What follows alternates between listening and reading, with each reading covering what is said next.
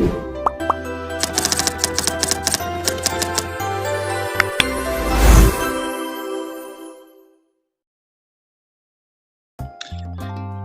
kami dari kelompok 6 dengan saya sendiri, Flora Trimalvani Mulala dengan NIM akhir 046. Dengan saya Konita Mutmainah dengan NIM akhir 078. Saya Nabila Khairunisa dengan NIM akhir 355. Di sini kami akan membahas tentang analisis kasus hukum waris, di mana anak keluar kawin bersama golongan ahli waris 1. Dalam kasus ini, pewaris yang dimana P meninggal dunia dan juga meninggalkan yang pertama ada istri, kemudian yang kedua ada anak B, C, dan D. Kemudian satu orang anak yang di luar kawin dan juga diakui secara sah sebelum menikah. Oke, lanjut. Selanjutnya di sini kami akan membahas ada 2 bagian. Yang pertama, dalam kasus ini siapa saja ahli waris dari P yang sudah meninggal. Kemudian yang kedua ada bagaimana itu yang seperti ahli waris A dan juga dasar hukumnya. Baik, yang pertama kita akan membahas siapa saja ahli waris dari P atau si pewaris. Baik, dari kasus yang ini kita dapat membahas bagaimana pendekatan legalitas KUH perdatanya, di mana menurut pendekatan hukum positif berdasarkan pasal 830 DBW, ahli waris dari P ini yaitu yang pertama ada istri dan juga ketiga anak kandungnya B, C, dan juga D sebagai ahli waris golongan pertama yang menutup golongan-golongan berikutnya.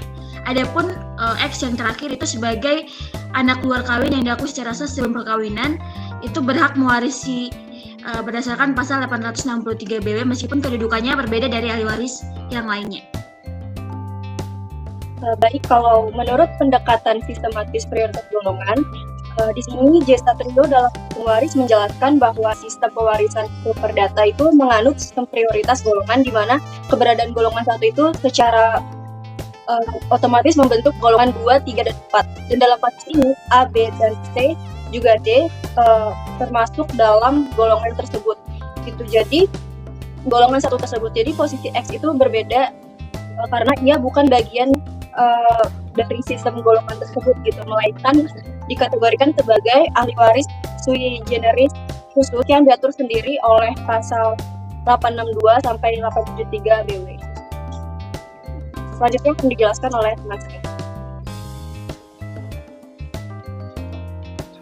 Oke, untuk selanjutnya pendekatan progresif putusan MK nomor 46 tahun 2010 yang dimana putusan MK ini memperluas pengakuan terhadap hak anak luar kawin yang dimana bahwa anak yang dapat dibuktikan ini memiliki hubungan darah dengan ayah biologisnya berhak atas perlindungan hukum.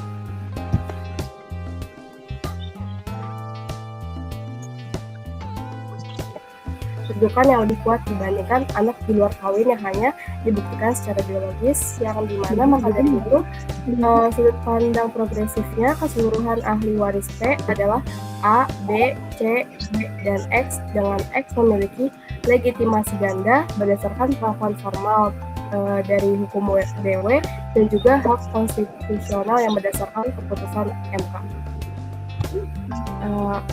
Untuk selanjutnya kita masuk ke konsep legitimity yang dimana konsep ini merupakan bagian mutlak dari hak warisan yang telah ditetapkan oleh undang-undang bagi ahli waris terdahulu yang tidak dapat dikurangi bahkan oleh surat wasiat sekalipun.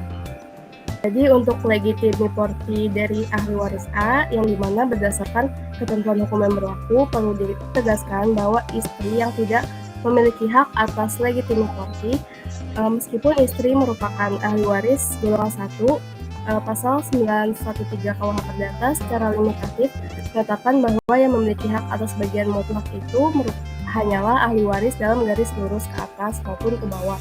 Karena istri merupakan ahli waris dalam garis menyimpang dan bukan garis lurus darah, maka istri tidak memiliki hak legitimity.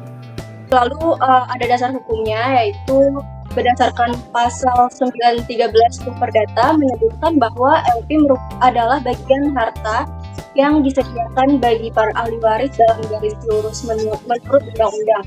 Lalu ada juga pasal 852A Perdata yang dimana istri memang dipersamakan kedudukannya dengan anak sah dalam hal pembagian waris secara abs intestate.